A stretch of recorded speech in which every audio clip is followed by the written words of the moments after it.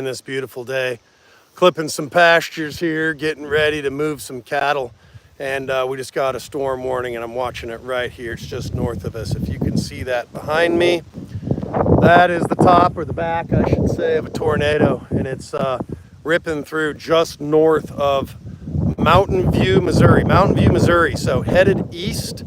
Anybody that's in its path, man, take shelter. So I guess they got some storm chasers on scene. It's the real deal, 2.5-inch hail.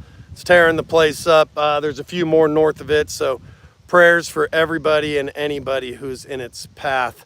We don't have anybody on the stream right now. There we go. We got some people. So we're talking about the tornadoes that are right here behind me. You can see them north. They're up near Mountain View, Missouri, just north of it, and they're heading east. So if you know anybody that is in their path, please let them know. You know, we're just out here enjoying this beautiful day, clipping some pastures, getting ready to move some cattle. And we got the storm warning, National Weather Service activated on my phone. And there we are. That is a tornado right back in there. You can't see the funnel, but I'll tell you, it's not that far north of us. It's a little concerning. We're very blessed to be where we're at here in the Ozarks. They seem to just split and go around us, but we are under a current tornado advisory until later this evening. So yeah, right there. I mean, if you get online, there's some storm chasers. I don't know if Ryan Hall's covering it right now. Max Velocity may be, but yeah, we got tornadoes. It's quite the sight to see. A lot of power. It's pretty ominous. We're new to the area. We've only been here a few years, so, but I'll tell you, it's concerning. It definitely makes a guy think. That's why we put a storm shelter root cellar in. Will it withstand an EF5? Absolutely not. I have no misconceptions that it would withstand that, but maybe a small or lower powered one, get below ground. But yep, right there, folks. Anybody that just joined, if you can see that back there, that's a tornado just north of us. 2.5-inch hail, and I can see on my radar app, Radar Omega. You can see this tornado on it. You can see the debris signature.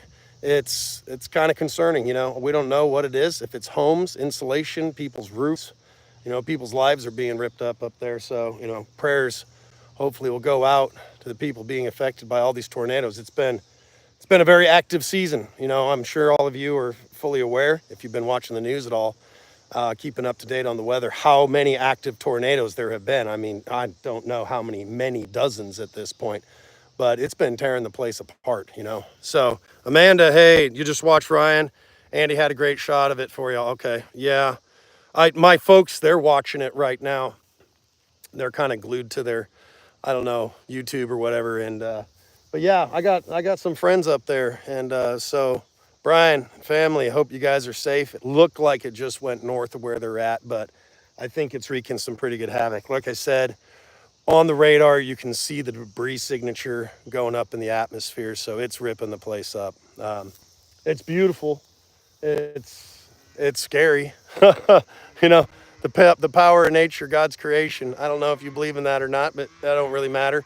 But you can believe in that right there, and that's a lot of power, and it's tearing the place up. So there's 2 more tornadoes north of it also, I believe up near Salem, and then another one that is just east of Lebanon, Missouri. So if you know anybody in those areas and they're not aware, let them know. This isn't getting out to many folks. We just got 24 here, but if you do know, if you know anybody in these areas, let them know. Some people have no idea that that's going on, and it's on them before they know it. So, yeah, we're just gonna, I guess, sit here for a bit and just enjoy the power of it. And it's a little concerning. I'm not gonna lie, but we've been blessed thus far, and haven't been hit by a tornado.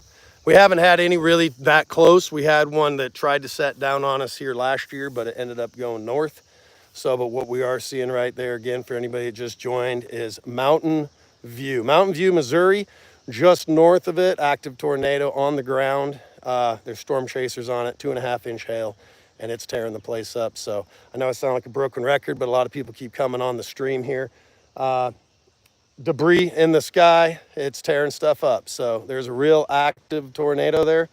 and just say prayers for the families or the folks that are up there being affected by it. So any of you guys on this live stream in Missouri or know anybody that's here, if you do, please drop it in the chat there and let me know, or just tell me where you're from, see where folks are viewing from. If you're in the States, out of state, where are you folks at? Yeah, we're just about to move the cattle in here. I got the kids up on the hill. We're bringing the cows from up there and the horses down to this new paddock. I'll keep talking about the tornado here, but while we're here, we'll talk about this a little bit. So I just got done clipping this. Why would I clip my pastures while there's a tornado north of us? We're sitting here clipping pastures and watching a tornado. It's a little going off an alarm. We're clipping this because this is Kentucky 31 fescue, and it's really, really gone too mature, and the seed heads come up, so it's full of endophyte. It's really hard on the cattle. They're not very well adapted to this genetically, along with the heat. So we're trying to get that endophyte knocked down. It's toxic to them, and we're going to take and hopefully get some of the fiber out too. So the combination of fiber and endophyte in a rumen, meaning any animal that ingests fibrous plant material and then ferments it and regurgitates it, chews it. So cattle, sheep, goats, right, deer. Well, it really affects the cattle. It raises their internal body temperature. So it's been hot and muggy. So you add fiber, they have to ruminate harder to make that happen and ferment more. So it's more heat. And then the endophyte also raises their body heat. So that's why I'm clipping this. Somebody that's a grazier that might be on here might think I'm crazy, but it's not for everybody. It works for us. But yeah, so we're talking about, anyways, this tornado back here. And we're just going to keep watching it here on the radar. You know what? I'm going to flip you guys around and just let you see the cattle coming in. It's a beautiful sight. Kids are up there. There's Trinity running around. They're coming in and some new eats. This time of year, especially with the heat index starting to come up, we have to give them shade, make sure they always have shade, always have access to cool, clean, fresh water. Let's see, I feel like my lens is a little dirty. Sorry, folks. I want to wipe those really quick. I've got all kinds of chaff and all kinds of other junk on there. So anyway, White Church, Missouri. Is that where you folks are at? I think there's a White Church, Missouri. I think I remember seeing that on the map. There might be several White Churches. Oh, poor laddie. That poor guy right there, he's got an abscess. You can see he's head bobbing lame. He is very sore-footed. He'll come around. Anyway, there we go. Here they come in. Oh, it's exciting. Woo! Just hold still. They're getting froggy. Weather's coming in. Obviously, it affects the animals too. The tornadoes, the barometric pressure change, all of it, the cooling off, it always affects animals. They get rowdy, they get a little excitable.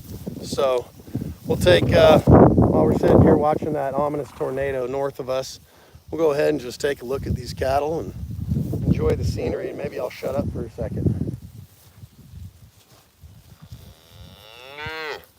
Hey, what are you guys doing? There's Spotty Bull.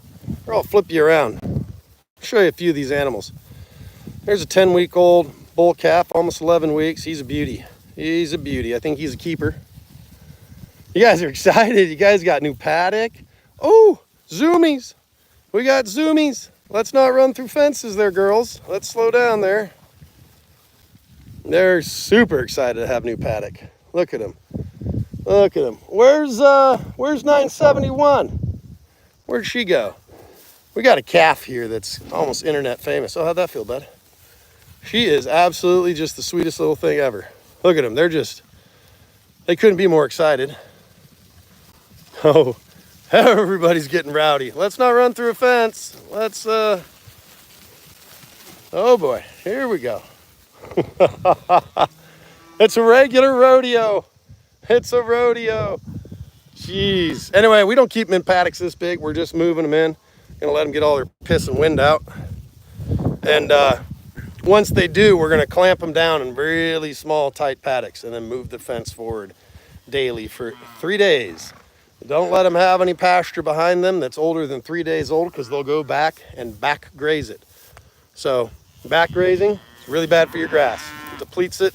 It'll eventually kill it. I know this is kind of a weird broadcast. We're talking about cattle, horses, grazing, endophyte, Kentucky 31 fescue, and tornadoes that are right up there.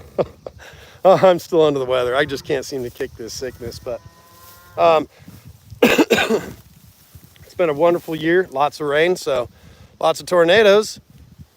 That sucks. But with all that weather, we've been getting a lot of precipitation, which we haven't had much of the last 2 years. 2 bad droughts back to back.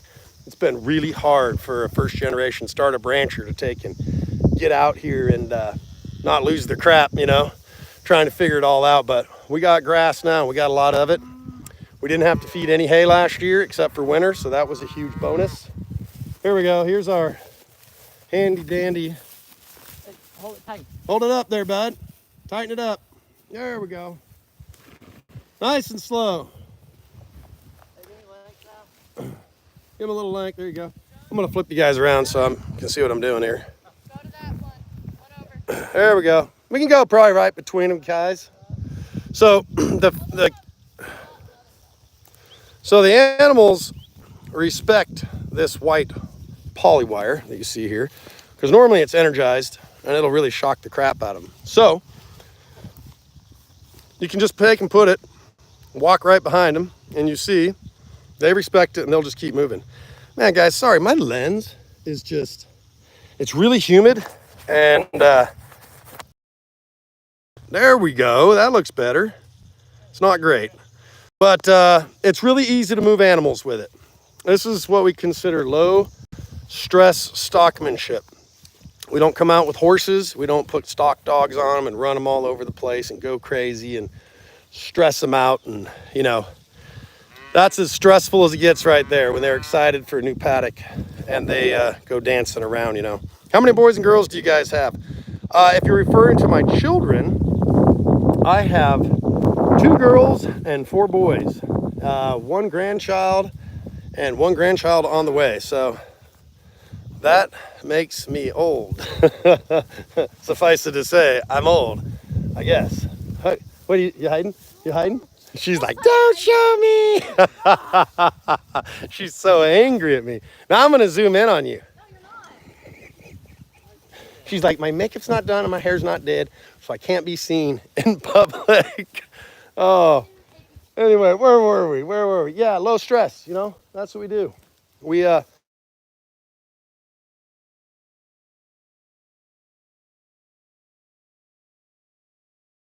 just got a tornado warning again. So I'm going to probably, you know what, you guys just hang out there with me for a second, would you, folks? All right. I just wanted to check my radar, make sure I didn't have a tornado coming in behind us while I wasn't paying attention, since we just got that update. Yeah, it's wild. I know the camera does not do it justice, but those clouds and how they're boiling and churning out there, you can tell that there's some nasty business going on below. So again, prayers to the folks that are being affected. So anyway, I think I've run my neck long enough. Again, if you know anybody there, let's see. Hopefully you'll be able to dodge the storms. Yeah, absolutely. Hey, Jerry Riggs it. How you doing, bud? Chip and Julie, you guys almost got hit by 2 tornadoes. Where was that? Where are you folks? What state are you in? I'll hang on there till you answer if you're still there. Let me know. This year, Missouri has been, well, Missouri and a lot of the bordering states have been very, very active if you've been paying attention. It's kind of, I'm not going to go put my tinfoil hat on yet, but it's wild. Let's just say that. It's, I would say probably a little more than normal. A lot of these weathermen that have been studying this stuff their whole lives, they're like, boy, this is just not normal. It's crazy, right? So anyway, all right, guys. Well, we're going to probably get going here. White Church, Missouri. Yes. All right. Awesome. White Church Farms. Thanks for joining here on the live, and we're going to try and get these guys situated, and I'm going to go clip a few more pastures and then hopefully get ready. We're supposed to have some rowdy weather coming in a little later. That looks like there's something coming from Branson and it looks like we're in its path. So hopefully it's nothing that starts twisting and spinning up, right? So hopefully it's just good old run-of-the-mill thunderstorms. Get some more rain. We had 1.5 inches last night.